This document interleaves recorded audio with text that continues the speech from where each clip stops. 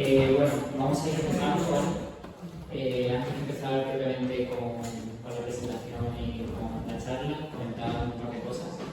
La primera es que, bueno, tenemos aquí un puesto con materiales que están a la venta, ¿vale? Señalar especialmente como las libretas, por si no tenéis y queréis tomar nota de las charlas, están ahí, podéis cogerlas, si queréis. Luego, por otro lado, abajo en el hall hemos puesto una mesa para recogida de materiales para las aceptadas por la gana. Que bueno, también lo hemos hecho esta mañana, pero ahora también está la mesa ahí disponible. Y luego, pues en este sentido también, cuando terminen las charlas de por la tarde, vamos a bajar al hall de esta facultad a hacer una concentración de solidaridad y de denuncia por la situación que está viviendo por la gana en Valencia. Y bueno, eso así como preliminarmente.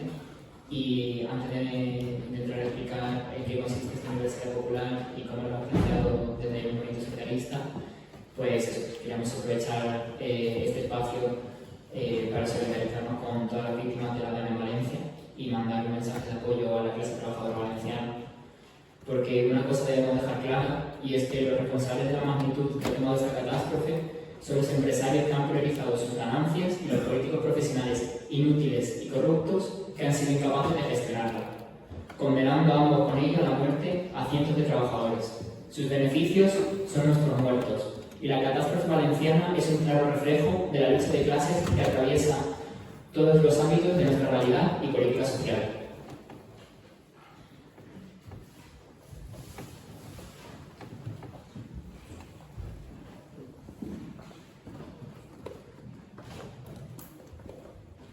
Vale. Bueno, una vez comentado esto, como anunciamos en nuestras redes sociales, pues eso, vamos a... Uy, perdón,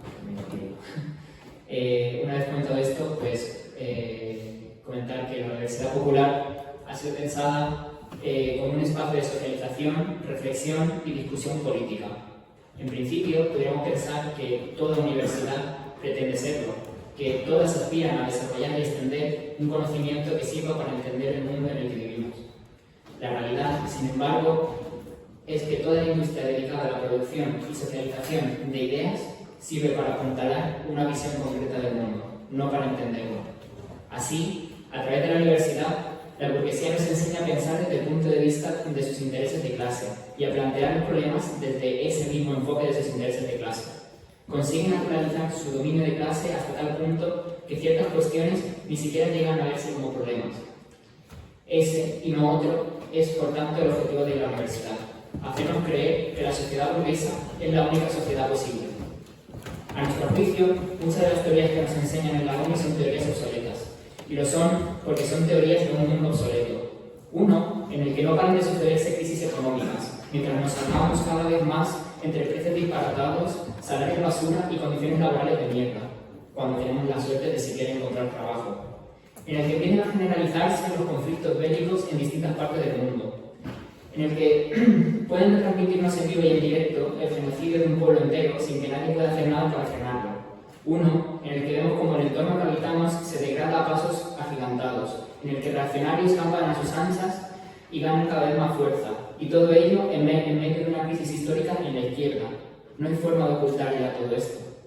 Este es el mundo en el que hemos crecido muchas de nosotras. Nuestra visión del mundo es fiel reflejo de su decadencia. Nuestra generación es la generación de la crisis, pero también la generación de la falta de alternativa. No solo vivimos en tiempos convulsos, sino que además estamos ausentes de herramientas necesarias para enfrentarlos.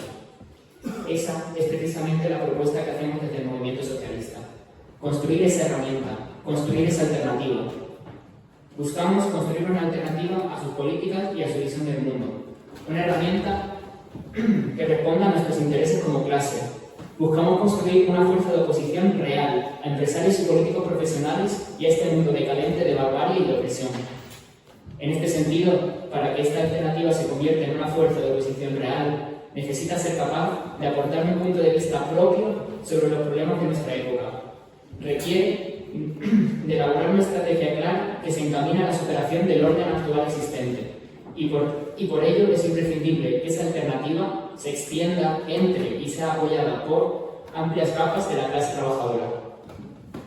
Esto es, la construcción de esa alternativa requiere de la elaboración y hegemonización de una teoría revolucionaria.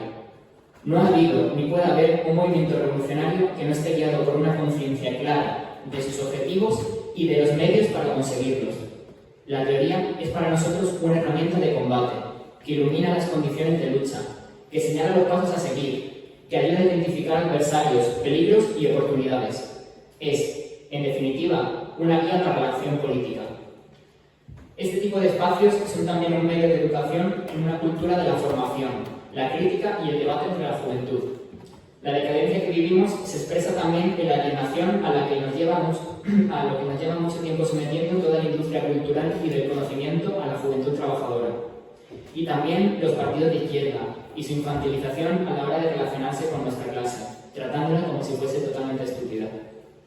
Las formas de politización de la izquierda han conducido así a la subordinación de la juventud al programa reformista y a formas de militancia en las que la formación, la crítica y el debate brillan por su ausencia.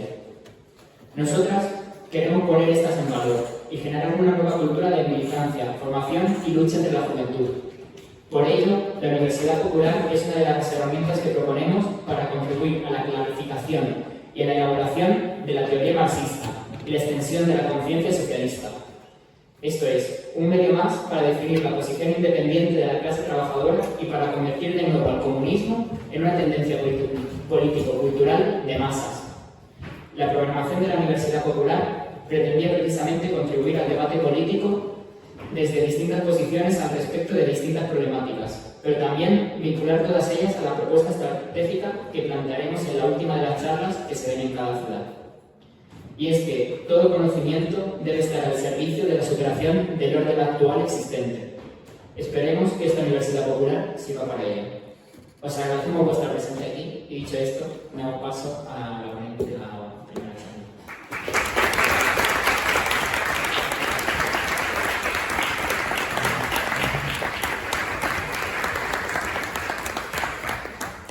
Igual me caigo para atrás, no sé si se ve emocionada por la silla, pero voy a intentarlo. Bueno, primero que se me hace muy extraño y a la vez muy emocionante estar aquí en una universidad popular cuando en Euskal Herria empezamos con las reuniones que les llamamos hace unos cuantos años y pues, la puta hostia que se esté haciendo en Granada, en Salamanca, en Murcia, en Madrid. Y simplemente subrayar el carácter de la Universidad Popular, que ahora es incipiente aquí, que es la primera edición, y los espero muchas más, pero no solamente como un espacio de recibir contenido, no solamente como un espacio de debate político, sino que, por lo menos en Euskal Herria, lo hemos visto con la organización de estos espacios, en el espacio universitario, es que la propia organización de espacios así deja en evidencia el carácter alienante de la propia universidad, es decir, una universidad que se trata de valores totalmente liberales y demócratas, de ser el espacio del debate, de ser el espacio de la crítica, de ser el espacio donde se generan pensamientos críticos y que hace alarde de una suerte de pensamiento crítico que se vende y promociona en una serie de publicaciones y otra serie de cuestiones mercantilizadas. Pero en el momento en que empiezas a organizar estos espacios, de repente te mandan los cipayos a desalojar la universidad, o de repente te dejan espacios, etc. ¿no? Entonces, no concebir estos espacios solamente como algo para el debate tranquilo, sino saber que somos elementos ajenos a la universidad burguesa y que siempre nos será incómoda la academia a nosotros. Y si no lo es para preocuparse. Vale. Esto va a ser como speech motivacional. No sé si... Vale, bueno, a mí me han dicho que vengo a hablar de la relación de las luchas económicas con la estrategia socialista, pero a mí me habían comentado que principalmente tratará de centrar un poco todo esto en el tema de la vivienda, porque tenéis aquí un sindicato, entiendo que habrá gente del sindicato de vivienda, entonces voy a intentar hacer como una especie de exposición sobre la cuestión cuestiones en términos generales y luego en forma de embudo voy a ir bajando a lo que sería, pues ahí voy a la parte divertida, para todo eso. Ir haciendo en forma de embudo, bajando a lo que sería la cuestión de la vivienda para ejemplificar todas aquellas cosas que habré dicho en términos generales, si me viene, en términos generales sobre la lucha económica, ¿no? Entonces, las ideas o los temas principales para tratar son, en primer lugar, algunas consideraciones generales sobre las luchas económicas como medios para hacer política revolucionaria. En segundo lugar, hablaré muy brevemente del contexto de la problemática de la vida actual, de los agentes que encontramos alrededor de esta problemática, de una crítica política sobre estos agentes, y después cuáles serían las bases para una intervención comunista en el problema de la vivienda, aunque previamente hablaré en términos generales de la lucha económica, ¿vale? Igual voy a hablar a veces de forma taxativa o muy surruna, muy firme.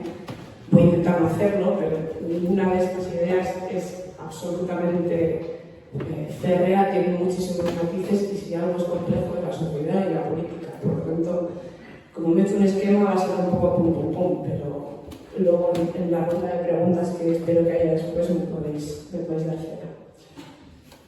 Vale, una importante aclaración. El debate sobre la relación entre las luchas económicas y la lucha política o la lucha por el comunismo es un debate histórico dentro del movimiento comunista que no está resuelto y que, spoiler, no hemos resuelto nosotros tampoco, ¿vale?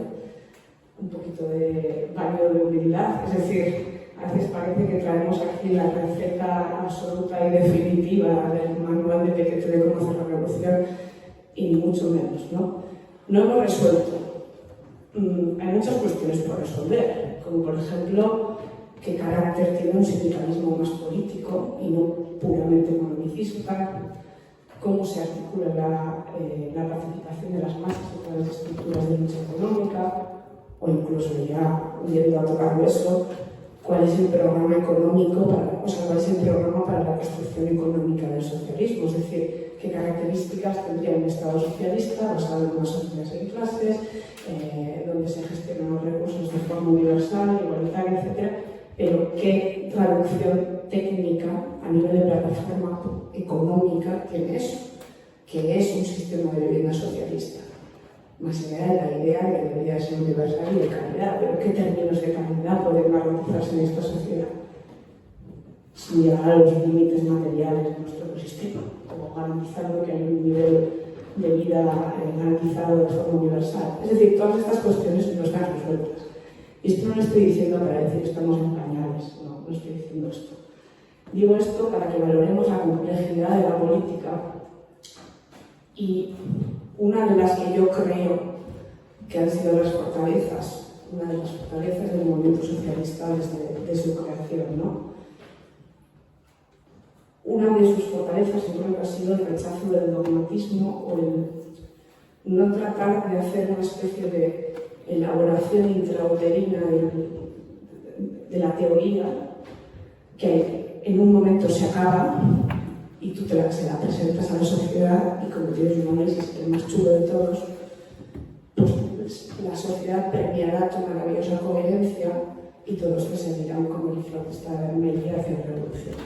Bueno, la política, muy a nuestra desgracia, no es exclusivamente coherencia. No estoy diciendo que nos tenemos que dar al oportunismo más salvaje y que podamos decir cualquier cosa y faltar a la verdad o ser incoherentes. No estoy diciendo para nada eso, pero la política, además de un buen análisis, además de un análisis coherente con los principios estratégicos, con los principios éticos, está bien fuerza, está bien capacidad de llevar adelante esos principios, de ejemplificarlos, de performarlos, de organizarlos.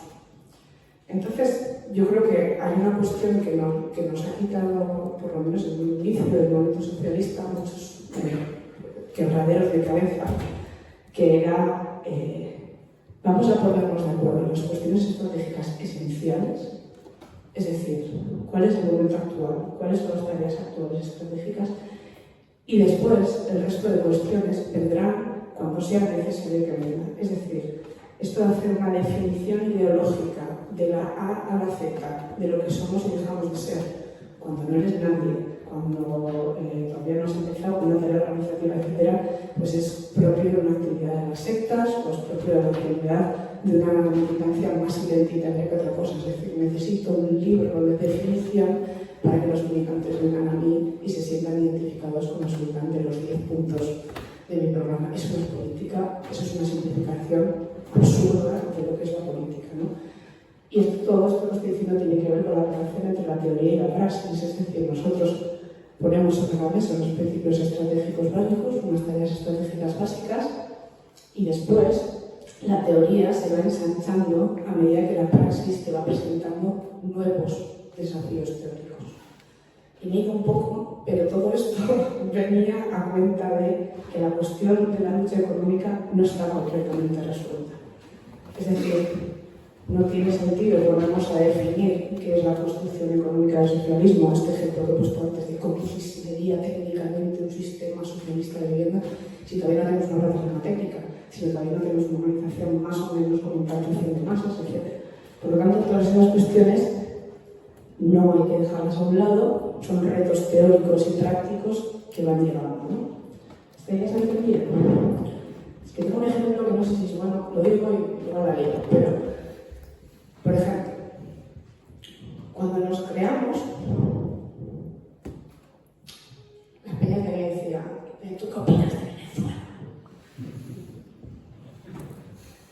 ¿Sabes? No tenemos ni organización juvenil. ¿Qué opinas de Venezuela? Pues es que todavía a nadie le importa de Euskal Herria qué opino. Por lo tanto, quizás primero debería de constituirme como agente político y social, organizar Euskal Herria, hablar de los temas más relevantes aquí. No estoy diciendo que tenga que decir cosas sobre Venezuela, pero me refiero a esa especie de tendencia que ha habido dentro de las organizaciones de izquierda, y vamos a ponernos de acuerdo en absolutamente todos los puntos, y si no, no podemos echar a andar, ¿no? Y esto oculta otra tendencia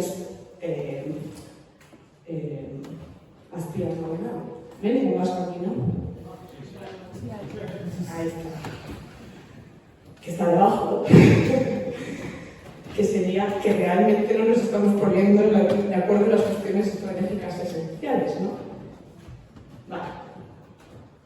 Esto todo para deciros que no está resuelto el tema sobre la relación entre la lucha económica y política, y que por lo tanto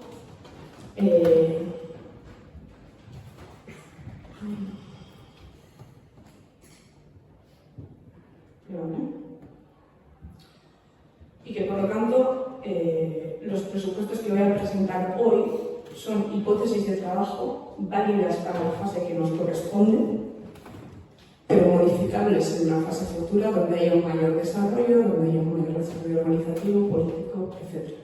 Bien. Bien. Sigo ganando el mismo. Vale. He dicho que quería hablar sobre la lucha económica como un medio para la política revolucionaria. ¿A qué me refiero con esto? La lucha económica es, esta es una frase bien importante, la expresión más primaria del conflicto de clases, es decir, es algo que sucede per se, porque hay una contradicción dentro de la sociedad capitalista, esa contradicción se expresa entre la contradicción entre capital y trabajo, esa contradicción se expresa en el acceso a los recursos básicos y la necesidad de hacer negocio de esos recursos, o sea, es decir, surge espontáneamente la lucha económica. Y se articula generalmente por asociación de intereses, es decir, me articulo con aquellos que de forma inmediata percibo que comparten intereses conmigo en este conflicto particular, ¿no? Esto no quiere decir que haya una comunión de intereses de clase, no tiene por qué. Puede haber una comunión de intereses de sector laboral, de los inquilinos, es decir, aquello que de forma más inmediata percibo que es el sector que comparte mis intereses, ¿no? Y hay una cosa importante, y es una idea que, bueno, se puede discutir si queréis, pero es una de las bases de lo que defendemos, es que del conflicto económico no surge una conciencia política de forma espontánea. Hace falta mediaciones políticas. Es decir, puede haber décadas de lucha económica por la bajada de los alquileres y eso no tiene por qué necesariamente conducir a una conciencia política de que hay que abolir la propietariedad. No tiene por qué, porque de hecho estamos discutiendo sobre las condiciones de la venta de fuerza de trabajo, sobre las condiciones de acceso a una mercancía. Si estoy discutiendo si voy a cobrar 500 o 800 euros de salario, no estoy discutiendo si voy a dejar o no de cobrar salario y qué condiciones serían necesarias para que hubiera una sociedad sin un régimen salarial basado en capital y la explotación laboral. Es decir, no surge automáticamente una conciencia política. Siempre hay mediaciones. Si alguna lucha económica ha derivado de una suerte de reivindicaciones políticas, más allá de las condiciones de fuerza de trabajo, de las condiciones de acceso a distribución, es porque ha habido mediaciones políticas y esa organización no tiene por qué ser también revolucionarios. Una mediación política puede ser el cambio de gobierno. Es una reivindicación política. ¿Vale? Pero bueno, es porque hay organizaciones políticas, movimientos políticos que introducen esos elementos. Bien. Segundo punto que se deriva del anterior. No hay demandas económicas que de forma intrínseca conduzcan a la abolición de las formas sociales.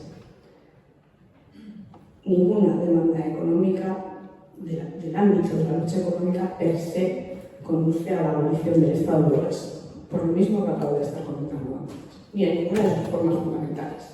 Son medios. ¿En qué manera pueden servir a la abolición del Estado burgués y de las formas fundamentales de la sociedad capitalista, mercancía, propiedad privada? Eso es otra cuestión de la que vamos a hablar ahora. Pero intrínsecamente, esta idea de hay demandas revolucionarias y luego hay demandas reformistas, hay muchas mediaciones que pueden hacer con las demandas sirvan a los objetivos de una intervención política revolucionaria y en otras circunstancias no sirven. Bien.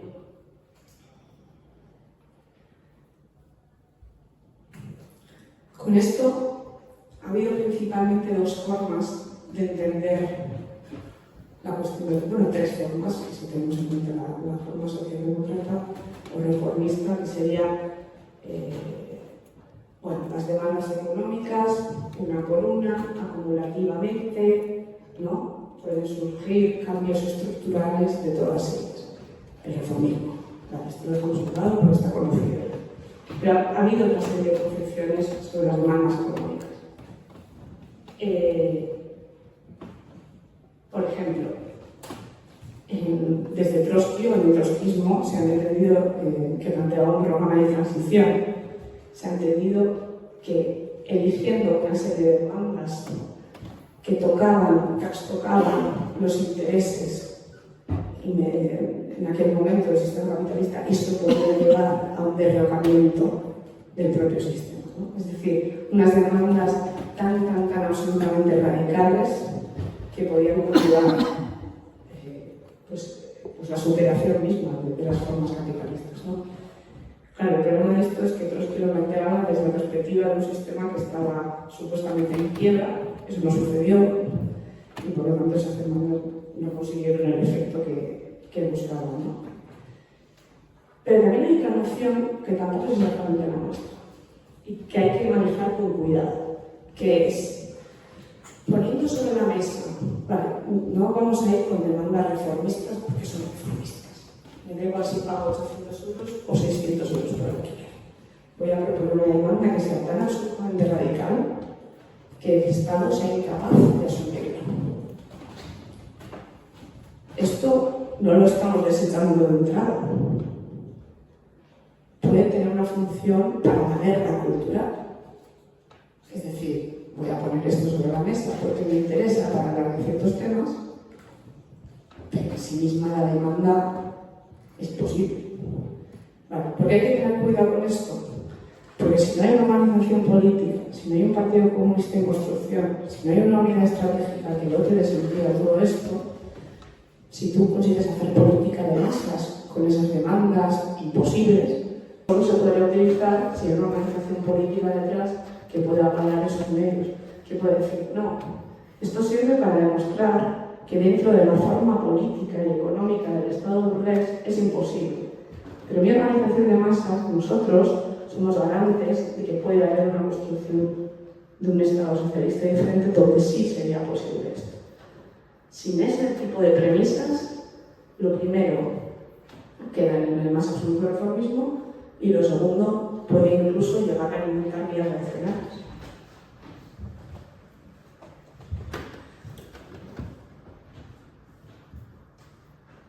Bien. He dicho que la lucha económica es un medio que sirve a los fines. Entonces lo que tenemos que hacer es clarificar, por un lado, en qué contexto estamos utilizando este medio y, por otro lado, con qué fines lo estamos utilizando. En primer lugar, no podemos hablar de la lucha económica de la misma manera en la que se habló en el siglo XIX. Porque el movimiento obrero, su composición, sus liderazgos, la propia función del sindicalismo han cambiado mucho. Y porque actualmente nos encontramos ante una derrota política, ideológica, cultural e incluso militar del comunismo a escala internacional. Por lo tanto, las tareas son otras. Quiero decir, en el siglo XIX podrías tener un sindicalismo, un tribunalismo muy fuerte, un movimiento obrero con una serie de principios políticos bastante radicales. No teníamos los comunistas, pero bastante radicales, de redistribución radical, etc., con una lucha y una actividad muy potente. Y claro, la función de las organizaciones comunistas podía limitarse a intervenir en eso que ya estaba sucediendo, ¿no? En ese movimiento obrero que era efervescente, en ese movimiento obrero que ya tenía demandas radicales y que de alguna manera lo que había que hacer es dotarlo de una patina política, es decir, aquello que tú estás intentando conseguir solo va a venir de la mano de la toma del poder y de la destrucción del Estado burgués. Y nosotros somos la plataforma política para eso. Pero esta fórmula hay que revisarla, porque hay una serie de condiciones que han cambiado. Primera condición, el total desprestigio del comunismo. Por lo tanto, hay un movimiento obrero reactivo al comunismo. Este movimiento obrero en efervescencia en el que tú llegas y dices, no funciona. Las visiones vanguardistas no funciona en un momento de descrédito total del comunismo. En segundo lugar, si hay un movimiento obrero, en gran medida ha perdido su espontaneidad. He dicho que iba a decir cosas así como muy... En gran medida ha perdido su espontaneidad. En nuestro contexto actual, en esta década, etcétera, podemos decir que sobre todo en lo que corresponde a las luchas económicas, salariales, de la distribución, etc., se ha perdido la espontaneidad que había en otros momentos y que principalmente estas luchas o estas manifestaciones de descontento y de protesta social se dan a través de la intervención de organizaciones, partidos y sindicatos socialdemócratas y reformistas. Y que por lo tanto en la clase trabajadora hay o principalmente una intervención reaccionaria o una intervención socialdemócrata. Digo principalmente, porque sí que hay, yo creo que hay una tendencia a que haya manifestaciones espontáneas, pero más dirigidas a cuestiones políticas, cuestiones que tienen que ver con la identidad, cuestiones que tienen que ver con la representación política, etc. Creo que esto es algo que no es una tesis bastante extendible. Creo que se debe principalmente a que tenemos un gobierno del PSOE que está tomando medidas de contención y por lo tanto nos está hablando de todos los recortes que se están dando a un nivel económico. No se habla de ello, pero los medios no hablan de ello. Pero principalmente yo creo que la idea válida, es decir, esa espontaneidad se ha perdido y sobre todo hay una hegemonía dentro del movimiento obrero y de la lucha económica de las organizaciones reformistas y socialdemócratas. Bien. Este es el contexto. Y ahora he dicho, la lucha económica es un medio en este contexto y para unos fines. Bien. ¿Cuál es el principal objetivo de nuestra fase estratégica? Bueno, pues el principal objetivo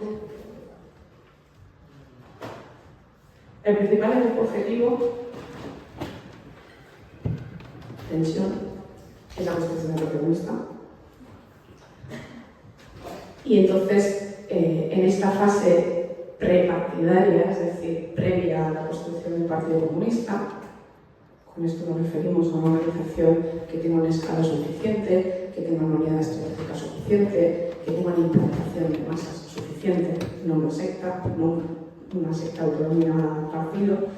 Bueno, pues las tareas que nos corresponden a esta fase prepartidaria son principalmente dos. Y diréis, ¿esto que tiene que ver con la lucha por la vivienda? Pues es exactamente lo que vamos a decir la lucha por la vivienda.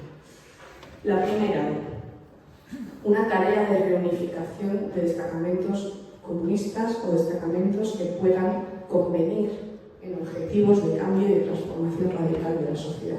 Es decir, un debate sobre las formas, las vías estratégicas para llegar a esto.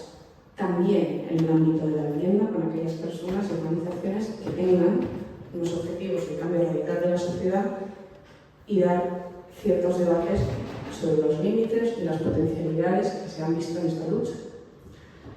Y en segundo lugar, y más importante, bueno, no más importante, en segundo lugar, una tarea de hegemonización, es decir, de expansión de la conciencia socialista. Conciencia socialista no entendida como una identidad, conciencia socialista entendida como el conocimiento, la comprensión de las raíces de la explotación y de la forma de superarla. Es decir, no solamente soy explotador porque soy trabajador, sino convengo en que la forma de superar esto es la evolución del Estado burgués. Esa sería la plena conciencia socialista. Bien, prioritariamente entre dos sectores, entre la juventud y entre el proletariado inmigrante. Es decir, situamos estos dos sectores como punta de lanza de esta reconstrucción. No quiere decir que sean los únicos sectores, no estoy hablando en términos exclusivamente sociológicos, no quiere decir que las organizaciones estén compuestas exclusivamente por estos sectores sociológicos, sino que principalmente son aquellos sectores que más interesados están en vincularse a este tipo de lucha.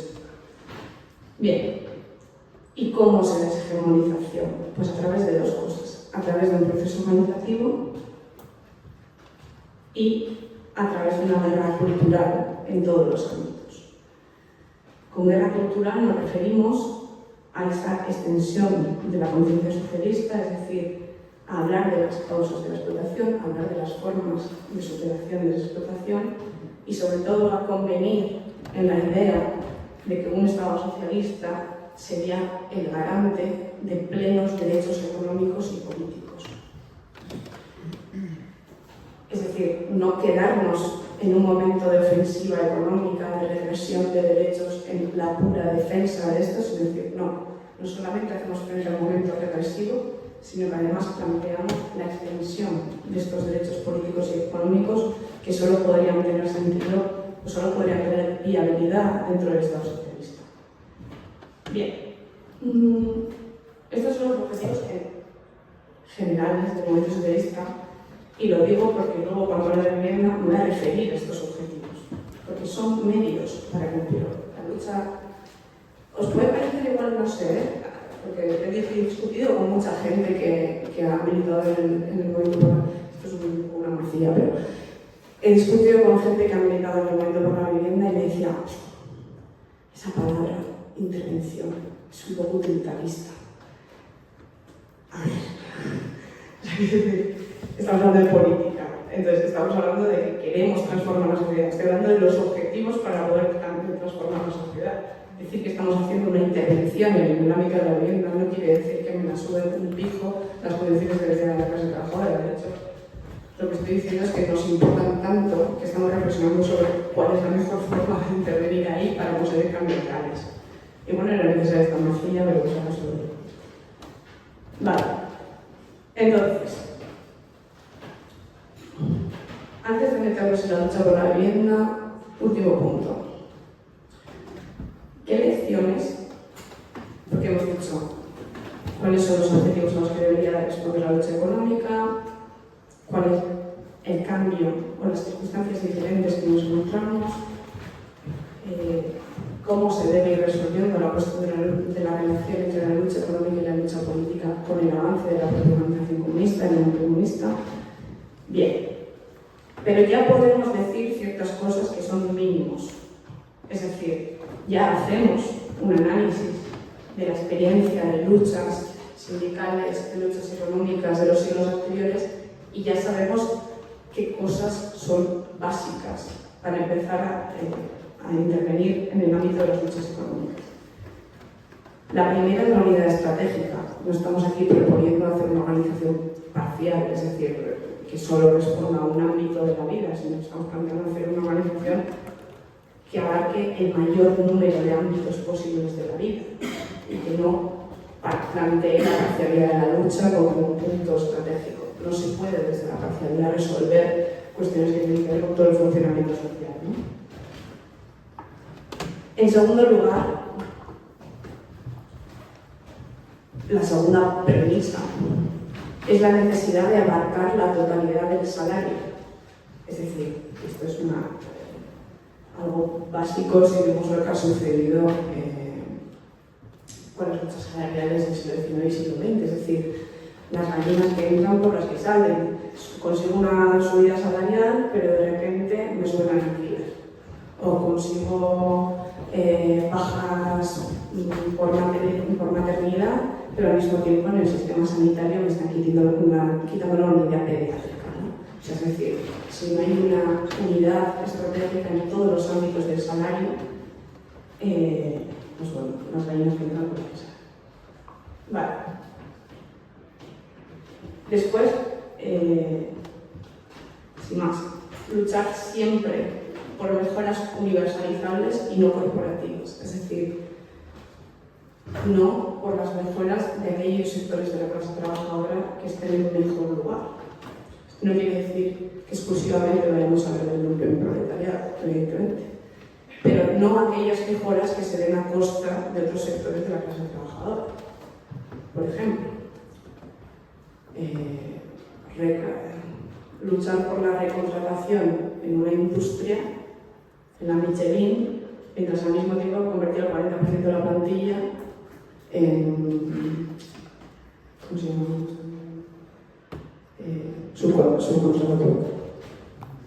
Subcontratados. O, a ver, me viene un ejemplo. Bueno, se entendido con ese ejemplo, ¿no? Bien, otra premisa. Las mejoras se deben de dar a través de la ganancia capitalista, no endeudando aún más al Estado. Y esto es que da vergüenza decirlo, pero es que esto era un principio de la socialdemocracia radical. O sea, de quitar a los ricos para dar a los pobres. Pero es que ahora ya no es ni eso. Ahora es quitar a los impuestos de los pobres para dar a las clases medias en revitalización. O sea, es una puta locura.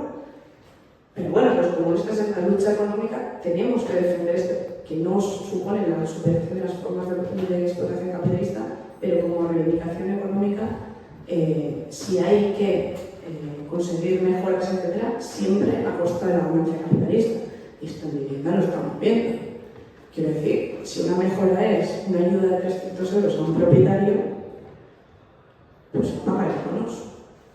Y no se plantea pues otra serie de medidas que podrían ser de expropiación de la ganancia, ¿no? Como expropiar todos los pisos turísticos y ponerlos al servicio de la clase trabajadora que esté sin vivienda, por ejemplo. Bien. Y las dos cuestiones que son premisas. Toda lucha por...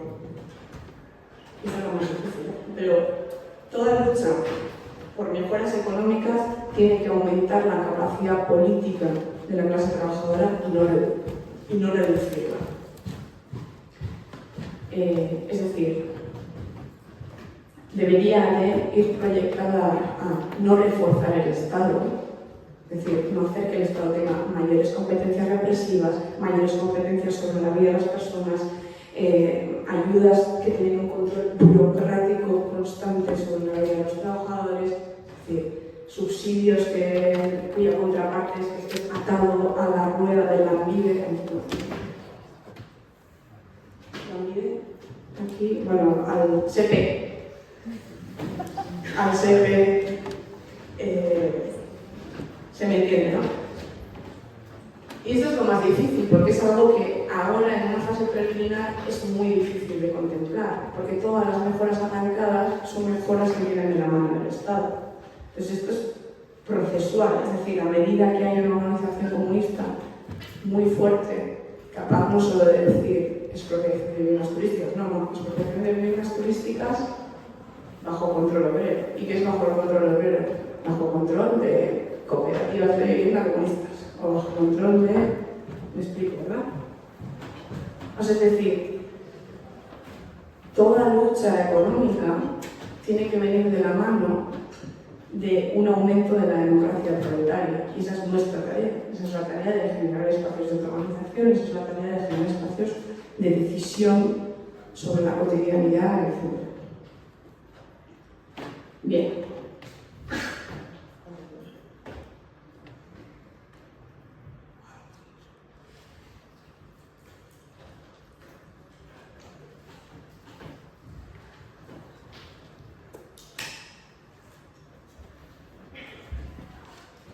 Bien. Y la última premisa sería la cuestión de que no solo nos podemos quedar en la esfera de la distribución, sino que debemos de abarcar una plataforma económica compleja, la esfera de la producción, es decir, vivienda. Si nos limitamos al debate de a cuánto se pone en alquiler una vivienda, estamos obviando el debate de quién produce viviendas, dónde las produce, en qué barrios, con qué división social, dónde las coloca, quién trabaja en qué lugares, quién vive en qué lugares. Es esencial.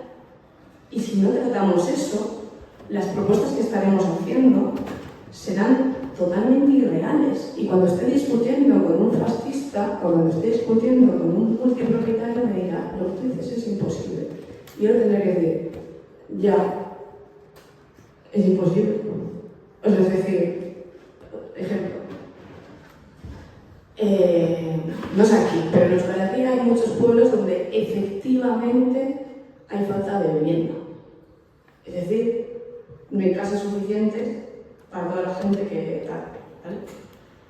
¿Eso quiere decir que el problema sea un problema de escasez de vivienda? No, eso quiere decir, en algunos, o sea, quiere decir, en Bilbao yo puedo decir, no es un problema de escasez de vivienda, porque hay 10.000 viviendas vacías y en las listas de casas sociales hay apuntadas 8.000 personas, por lo tanto, viviendas vacías, gente sin vivienda, pum, pam, pum, le gana el debate. Muy bien.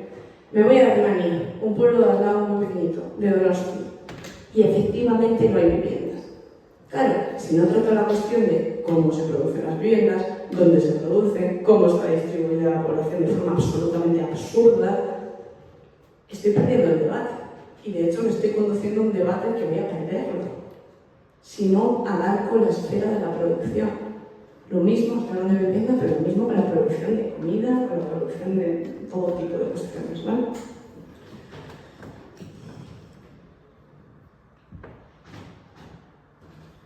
Entonces, tenemos que abarcar por un lado la esfera de la distribución y por otro lado la esfera de la producción.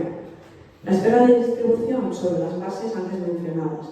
Atacar la ganancia, mejoras universalizables, que no sea de un sector social por encima del otro. Todo lo que he dicho corresponde a la esfera de distribución. Pero después necesitamos luchas por el control de la producción. Y esta es una de las principales lecciones que sacamos de los ciclos de las luchas económicas del siglo XIX y XX. Es decir, solo se habla de esto y no se está hablando, generalización, sí se habla de eso. Pero no se consiguió en muchos lugares superar la esfera distributiva de los sindicatos. Vale. Entonces, este control de la producción se tiene que desarrollar ahora de dos maneras, o mediante dos estrategias. La primera sería el desarrollo de una plataforma técnica, económica, lo más desarrollada posible. Es decir, ir desarrollando cada vez más capacidades para poder responder a la pregunta de cómo funcionaría un Estado socialista. ¿Cómo gestionaríamos las energías renovables? ¿Los molinos sirven para algo o solo para recibir ayudas europeas? ¿La población debería distribuirse? Toda una serie de cuestiones. Es decir, esta es una una lección principal que extraemos de las estrategias de toma de poder del siglo anterior, que era toma de poder, llego al Estado y entre que me organizo y planifico cómo cojones, qué modelo económico y social voy a implementar a través del Estado, yo lo único que tenía era una estructura de cuadros propagandistas, agitadores, organizadores, pero no tenía ingenieros, no tenía ingenieros comunistas, no tenía educadores comunistas, no tenía toda una serie de cuestiones que son necesarias para poder en germen producir esa forma de vida social. Ojo, cuidado. Esto se ha malinterpretado muchas veces. Y se nos ha dicho muchas veces que lo que estamos diciendo es idealista y que lo que estamos diciendo es que de alguna manera estamos reproduciendo la historia del SPV alemán, con esa historia de los dos mundos, de que nosotros vamos a construir todo nuestro Estado socialista dentro del Estado burgués, bla, bla, bla, bla. No.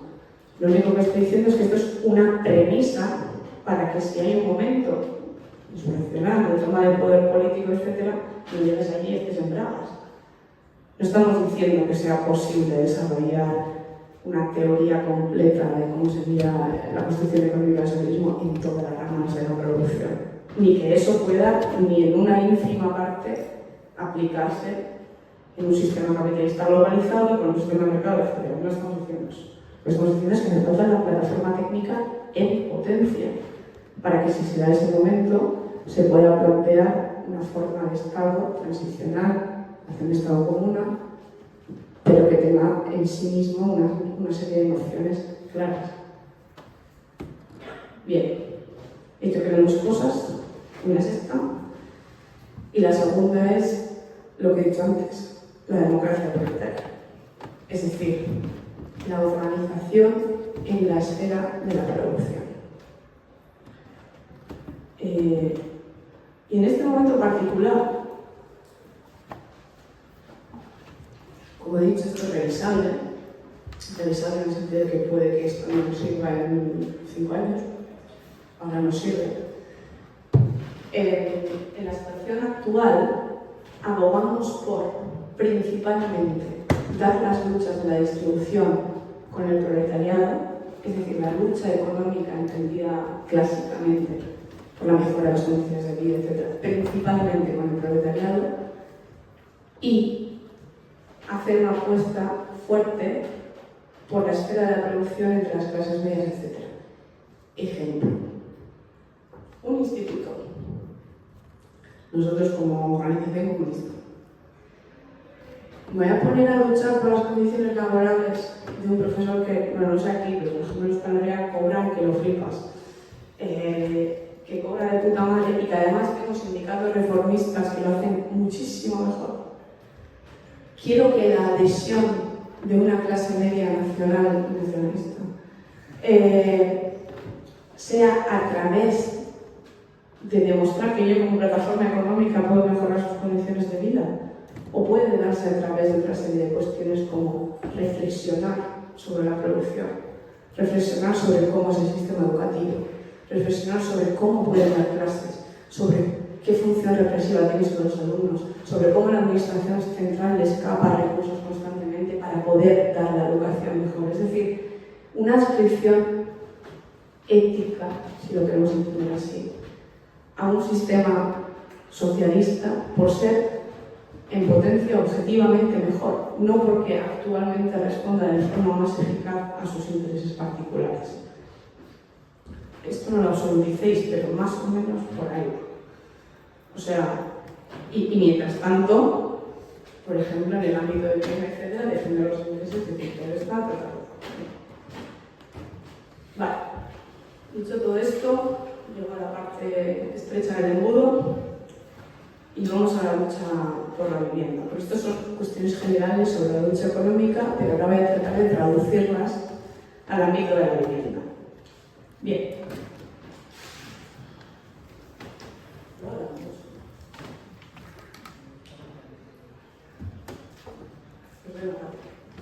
El contexto actual del problema de la vivienda. Problema de la vivienda, problema estructural. Mientras haya propiedad privada, va a haber un acceso a la vivienda diferenciado según tu posición de clase. Punto y se acabó. O sea, siempre ha habido una población excluida del acceso a la vivienda. Ha fluctuado, depende del lugar, etc., pero siempre hay una parte de la población excluida del acceso a la vivienda. Ahora, estamos viendo un empeoramiento de esas condiciones de vida con respecto a la vivienda. ¿Por qué? Principalmente producidas por el propio negocio de la vivienda, es decir, hay diferentes intereses especulativos, no estoy hablando solo de grandes fondos, estoy hablando también de pequeños propietarios que quieren mantener un poco sus ahorros frente a salarios que bajan, aceite que sube, bla, bla, bla. Es decir, hay un interés por mover una serie de inversiones, una serie de movimientos especulativos al ámbito de la vivienda. Esto produce toda la fenomenología que estamos viendo.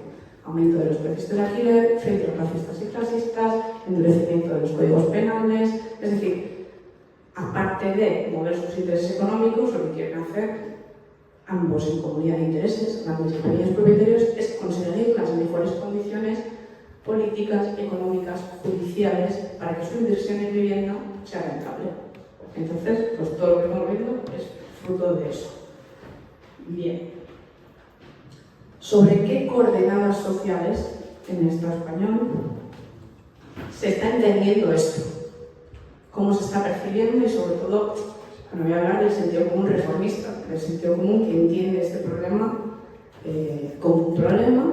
Bueno, yo creo que hasta el PP también dice que es un problema. Pero bueno, para empezar, en la vivienda tenemos un problema. Y es que es muy difícil articular un enemigo claro. Porque hay una multiplicidad de responsabilidades. Hay muchos agentes que participan en el negocio de la vivienda. Luego podemos discutir sobre si la responsabilidad política de un pequeño propietario pues, lo es tal o no. Pero bueno, la cuestión es que participa del negocio de la vivienda, es parte del problema de la vivienda. ¿Bien? Otra cosa es que sea un puto reaccionario que ya me desocupa, en cuyo caso es enemigo.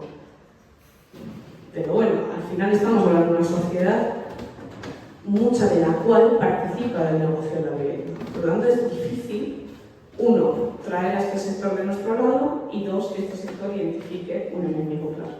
¿Qué hace el sentido común reformista? Inventarse la situación.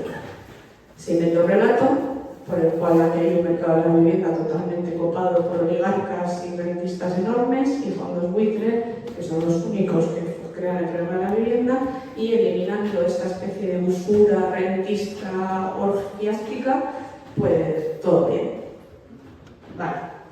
Eso les sirve para generar una serie de sentidos comunes que hacen que cierta parte de la clase media se acerque a ellos y que cierta parte, desgraciadamente, del proletariado se acerque a ellos pensando que sus intereses están representados ahí. Mentira total. Vale. Entonces, una especie de sentido común antioligárquico, antirrentista en un sentido abstracto. Después, asumen el marco liberal del mercado, ese marco por el cual el problema es la oferta de vivienda y por lo tanto, si hay que aumentar la oferta de vivienda, vamos a aumentar el negocio de vivienda. Y esto lo hacen absolutamente todos los partidos políticos. Vale. Después, promueven principalmente mejoras dirigidas a la clase media en vías de proletarización. Es decir, cuando he dicho cuál es el problema de la vivienda, he dicho, es estructural, siempre ha habido exclusión residencial, siempre ha habido parte del proletariado que ha tenido problemas de acceso a la vivienda, ahora hay una agudización de ese problema. Para esta gente parece que ha surgido ahora. O sea, es decir, principalmente el problema de la vivienda es el problema de la clase media en vías de proletarización para independizarse, para conseguir una casa, porque ahora paga demasiado y está trayendo sus alquileres, sus ahorros.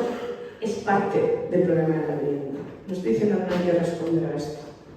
Entonces es una parte interesada del problema de la vivienda. Bien. Curiosamente, aunque quieran defender los intereses de esa clase media en vías de proletarización me refiero a bajar los salarios, les cobran más por el alquiler, o sea, una ofensiva económica en general cuando la clase trabajadora que también afecta a la clase media. Vale. Pues paradójicamente, aunque quieran defender los intereses de las clases medias que principalmente representan electoralmente, aceptan completamente proceso de proletarización. O sea, es decir, es absolutamente ineludible, insalvable este proceso por el cual cada vez hay menos recursos del Estado, este proceso por el cual se tiene que dar una privatización. Por ejemplo, ¿por qué solo se habla de alquileres? No voy a salir aquí en defensa de la propiedad privada, pero no me jodas, es mejor tener una propiedad que es libre de alquiler. Objetivo, es decir, esa idea por la cual con tu vida libre y tal, pues igual a mí me gusta. Pero principalmente lo que hay detrás de esto es que estás afectando el proceso por el cual antes la gente accedía a través de una forma jurídica, propiedad, etcétera, a una vivienda de forma más estable, y ahora estás asumiendo que todo es alquiler. Y lo que estás hablando es si ese alquiler va a ser un poquito más alto o un poquito más bajo.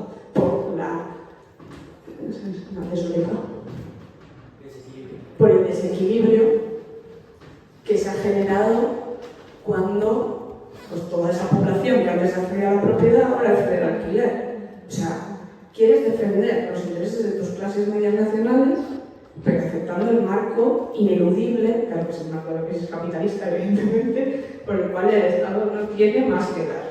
Y por lo tanto solo hay que endeudar el Estado durante un tiempo para sacar un poquito a partes de esas clases medias y luego ya veremos, no sabemos dónde qué va a venir después, pero... Bien.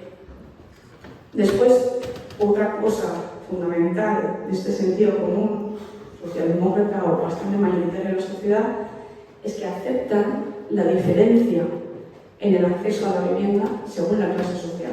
Es decir, te dicen, vivienda digna, ya, cabrón. Pero al mismo tiempo no estás diciendo que la vivienda de lujo debería abolirse. O sea, vivienda digna para ti es que me metan en una vivienda de alquiler social de miseria y tenga goteras toda mi puta vida. O sea, y no te parece esto de ninguna manera cuestionable. Es decir, que hay diferencias de calidad, que hay diferencias de acceso, de régimen, etcétera, según la clase social, perfecto. Bien, por lo tanto, no existe el horizonte redistributivo radical, para nada, eso de quitar los ricos para los pobres, no existe. No existe un horizonte igualitarista, o sea, de generar condiciones de vida de calidad más o menos iguales. Y eso. Bien, dicho esto, y de forma bastante rápida, ¿qué propuestas políticas hay sobre la mesa en torno a la lucha por la vivienda? Bueno, voy a hacerlo rapidillo, si queréis luego hablo más. Pero podríamos distinguir, también muy a brocha gorda, más o menos ahora mismo en el Estado español hay dos tipos de sindicalismo de vivienda, vamos a llamarle un sindicalismo social de base. Me refiero sobre todo a sindicatos locales de barrio que tienen un principio sobre todo de autoorganización, diferencias ideológicas entre ellos, algunos pueden reivindicar la desmercantilización de la vivienda, otros quizás vienen una tradición más de las PAS, reivindican una serie de cuestiones, pero bueno, lo fundamental es que entienden que son herramientas para la lucha económica, pueden ser más o menos radicales en el discurso que emplean, pero principalmente yo creo que lo que los une es esa era, sí, esa forma de ser de base. Vale. No me detengo mucho porque creo que hay textos para hablar sobre esto y los podéis ver. Para empezar, pues, la falta de un horizonte estratégico, la parcialidad, el localismo, generalmente solamente las deficiencias organizativas que se derivan de la falta de una estructuración. Y aquí quiero hacer un apunte. La radicalidad del discurso es positivo. Es decir, es positivo que haya organizaciones de barrio y desde nuestro punto de vista con todas las carencias estratégicas que tienen, pero en definitiva que organizan a parte de la clase trabajadora, que lo organizan sobre principios radicales, es decir, de desmercantilización de la vivienda, a favor de la ocupación y de los derechos políticos y económicos de la clase trabajadora y especialmente proletariado. Es positivo eso.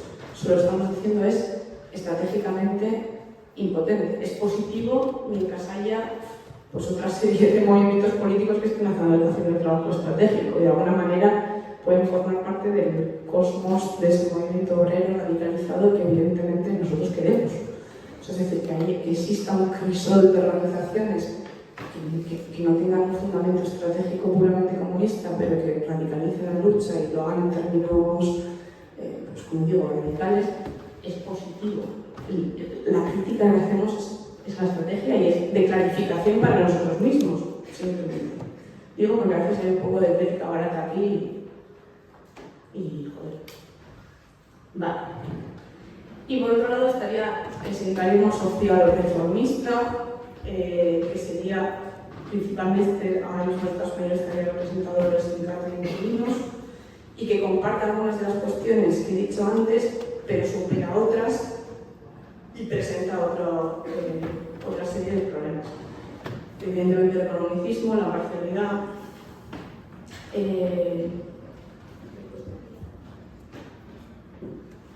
bien. Esta gente habla de reformas legislativas radicales, es decir, de alguna manera queriendo superar el localismo o la política de lo concreto, de lo particular de los sindicatos de vivienda, es decir, tratamos desarrollos individuales o casos individuales, tratando de superar eso y de luchar por reformas o mejoras más colectivas, etc. Lo que plantean es lo que llaman la lucha por las reformas radicales. Vale, ¿cómo plantean esto? Lo plantean diciendo, bien, vamos a poner sobre la mesa una serie de reivindicaciones, bajada del alquiler, ley de vivienda, moratoria, diferentes. Y de esta manera presionamos a los partidos políticos y les hacemos posicionarse o en favor de los rentistas o en favor de la clase trabajadora. Casi tiene dos problemas. Primer problema, que partidos buenos y partidos malos. Y acaban pues, muchas veces siendo engullidos por el intervencionismo y la captación de los partidos políticos más radicales de izquierda, como Sumar, como Podemos e incluso el PSOE, en algunos casos. No por voluntad de estos sindicatos, pero es la dinámica que acaba sucediendo en este tipo de cosas. Y el segundo problema de esto es que dentro de ello hay una especie de idea, que en mi opinión es falsa, de que existen unas reformas en el ámbito de la vivienda, esto lo hemos dicho antes cuando hablamos de generalidades, que son esencialmente de izquierdas y otras medidas que son esencialmente de derechas. Entonces, si yo posiciono a los partidos a favor o en contra, estoy un poco separando la paja del grano, ¿no? Y generando procesos de radicalización, etc. Esto es falso, quiero decir. Expropiaciones ha hecho Angela Merkel en Alemania. Expropiaciones, pero bastante masivas, en Berlín y así. Per se, como hemos dicho antes, no me voy a repetir, no son de izquierdas, no tienen por qué ser radicales, si no hay un proceso político que lo acompaña, que lo dota de sentido, que lo dota de un sentido organizativo, etc. Y el segundo problema es el carácter del Estado y cómo entendemos al Estado y la función del Estado. Es la cuestión, pero dicho rápidamente. Esta idea por la cual el Estado, si pudiera, nos mataría de hambre. Quiero decir, la función principal del Estado es garantizar la ganancia. Esta es la premisa. Bien, pero una de las condiciones para poder garantizar la ganancia es también garantizar una especie de paz social, conciliación, etc. ¿Que se va rompiendo en épocas de crisis? Sí. ¿Que se van generando modelos de gobernanza más duros? Sí. Pero tampoco pensemos que el Estado se está frotando las manos de millones de personas en la calle. Es un puto problema político y, consecuentemente, también puede ser un problema social y económico también. Por lo tanto, lo que trata de hacer es desactivar el problema social a través de medidas que respeten y aumenten la ganancia. En mi vivienda es súper claro. Dejar en manos de fondos buitre europeos, a través de beneficios fiscales, de dinero público, etc., la gestión, construcción y puesta en marcha de viviendas sociales. Me quito un problema social del medio, desactivo un conflicto político, se ha dado un proceso de empobrecimiento de toda la puta clase trabajadora, cada vez hay más gente que va a haber quiebres sociales, pero es que además el fondo buitre se ha llevado pasta. Es decir, esa idea por la cual medidas de desactivación del problema de la vivienda pueden en sí mismo son inasumibles para el Estado, cuidado. Me vuelvo a la idea que he dicho al principio, ¿vale? Bien. Vamos a ver. Bien, teníamos cosas, pero bueno, nuestra proposición.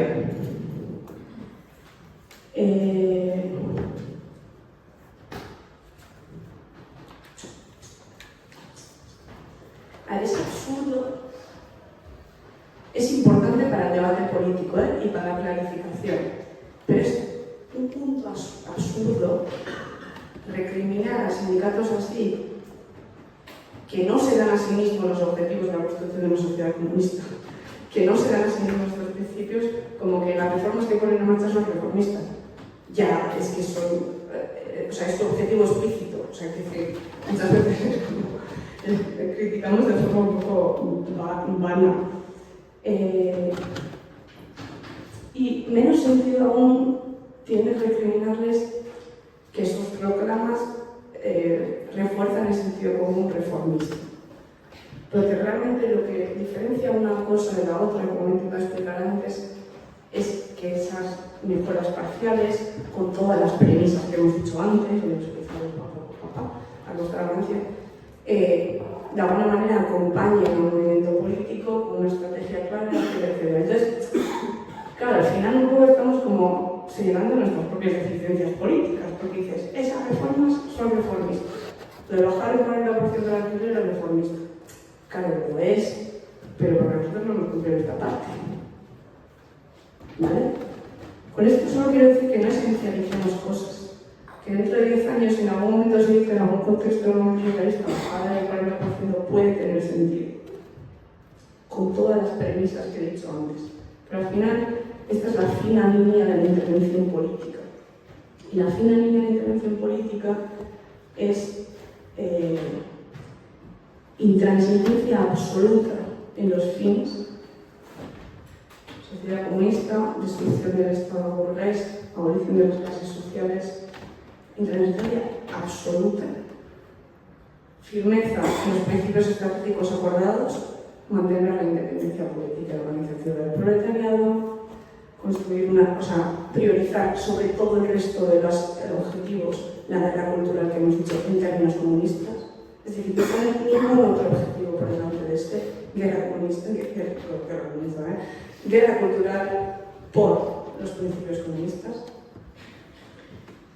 O sea, intransigencia de los fines, pero también flexibilidad en los medios.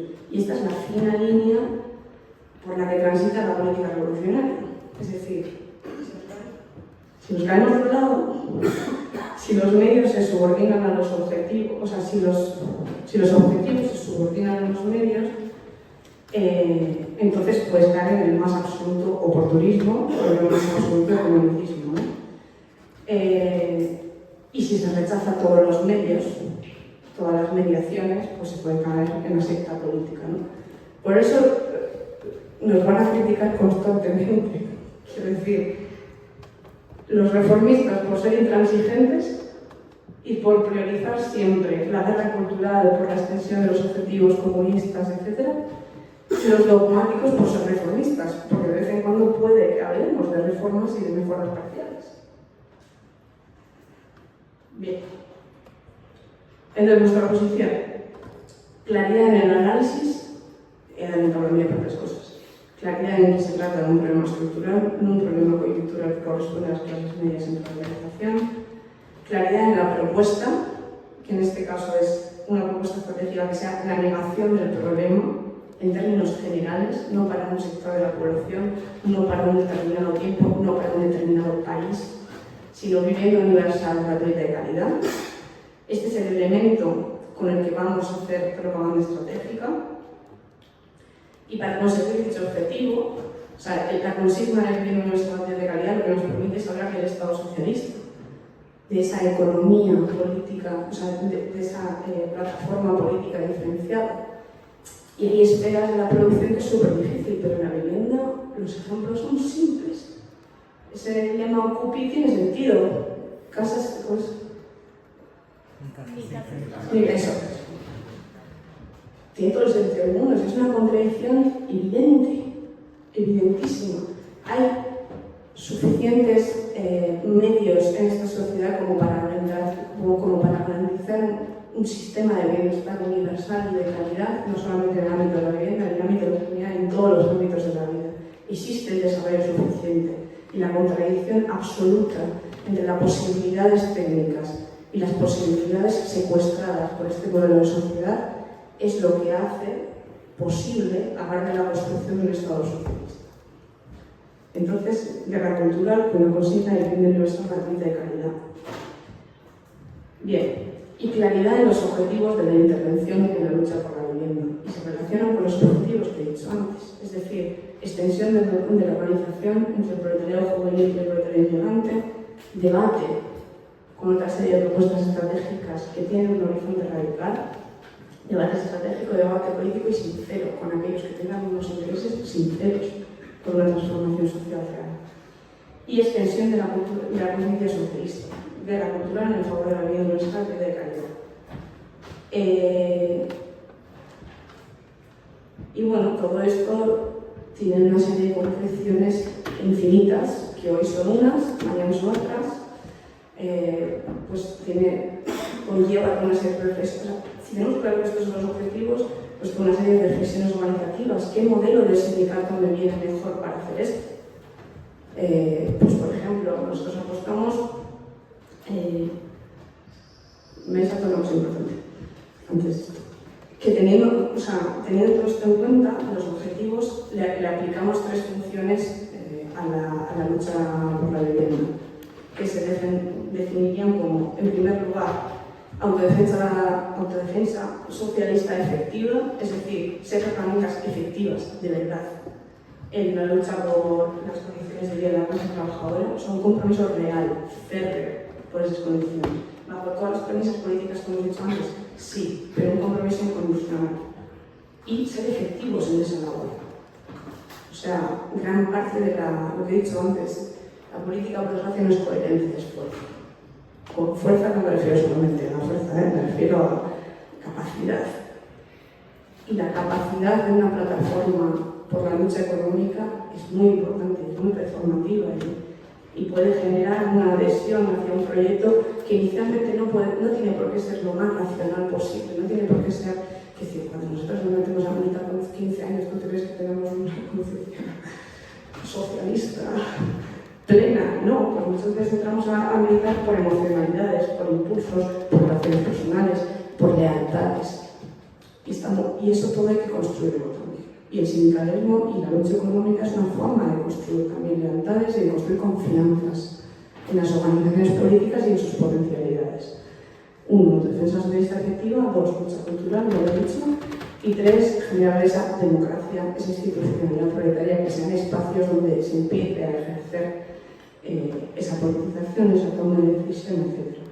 Y todo esto, como estaba diciendo antes de cortarme a mí misma, trae una serie de reflexiones concretas sobre cómo llevar a cabo todo esto. Esto podría ser otra charla, pero como considero que es muy variable todo esto, es decir, ¿cómo organizas tu sindicato? Si a nivel de barrio o a nivel de ciudad. ¿Cómo organizas los casos? Si con una asamblea o con asesorías. ¿Cómo haces la formación política? Todas esas primeras cuestiones, si quieres preguntarme esa, no las respondo, pero me parece que lo esencial para poder llegar a modelos concretos, viables, es entender los objetivos que nos damos a nosotros mismos y los contextos en los que se desempeñan y los riesgos que conllevan también, que conlleva la lucha económica en sí misma. Y en principio ya estaría.